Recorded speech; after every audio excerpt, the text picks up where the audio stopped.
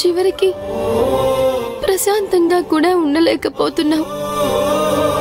అక్క, నా గురించి బాధపడుతూ నీ జీవితాన్ని నాశనం చేసుకోకక్క. మీ అత్తగారితో మామగారితో మాట్లాడి నిన్ను మెట్టినింటికి పంపే మార్గం చూడమని అమ్మా నాన్నకి నేను చెప్తాను. వాళ్ళు రమ్మంటే నువ్వు వెళ్ళిపో అక్క. నోర్ముయ్, నీ విషయం తేలే వరకు నేనెక్కడికి వెళ్ళను. అక్క,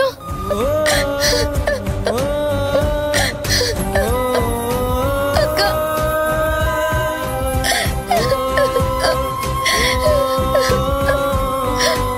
ఏడవకు ఆనంది, ఏడవకు. నీకు నేనున్నాను.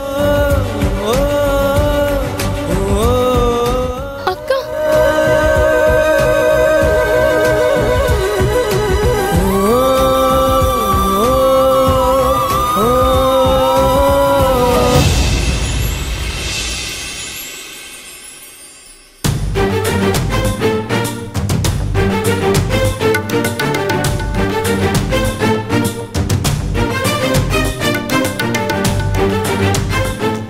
ఆనంది,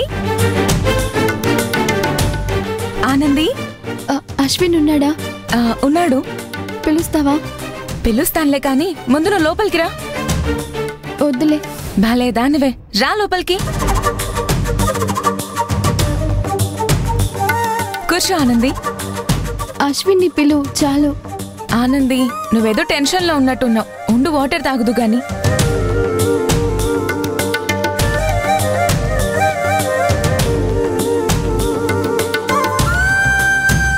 ఇదిగో వాటర్ తాగు.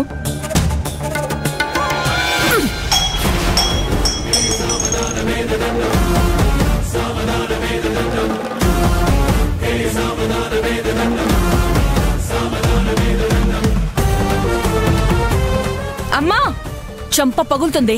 నేనేం తప్పు చేశానని? దీన్ని లోపలికి రానివ్వడమే కాకుండా మంచినీళ్ళిచ్చి మర్యాదలు చేస్తావా? ఇది తప్పు కాదా?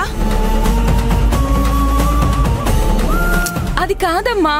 నోర్మయ్, ఏమే నంగనాచి, నిన్న మహేష్ ని మా ఇంటి మీదకి పంపించి నా కొడుకుని కొట్టించి నానా మాటలు అనిపించింది చాలదా?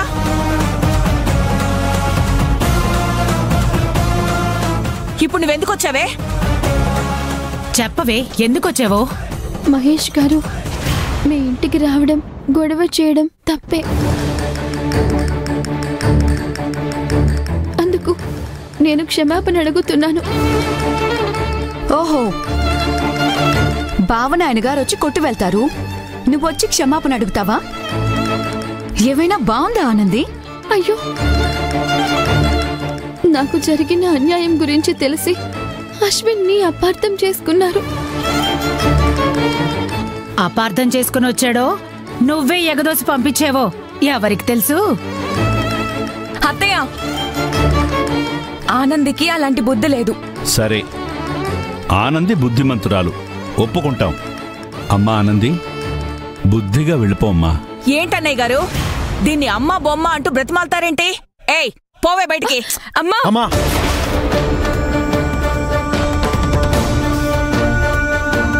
అమ్మా, ఆనంది చెయ్యి వదులు. చెప్పేది నీకే అమ్మా, ఆనంది చెయ్యి వదులు. వదులుతావా లేదా?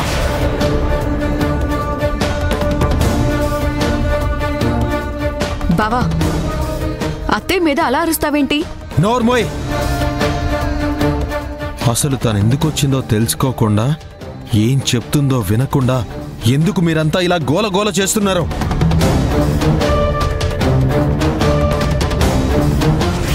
ఆనంది ఏం చెప్తుందో ముందు మీరు వినండి. మధ్యలో ఎవరు మాట్లాడినా ఊరుకునేది లేదు.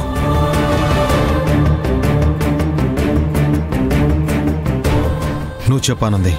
మహేష్ సార్కి ఎన్ని రకాలుగా చెప్పినా అర్థం చేసుకోకుండా మీ ఇంటికొచ్చి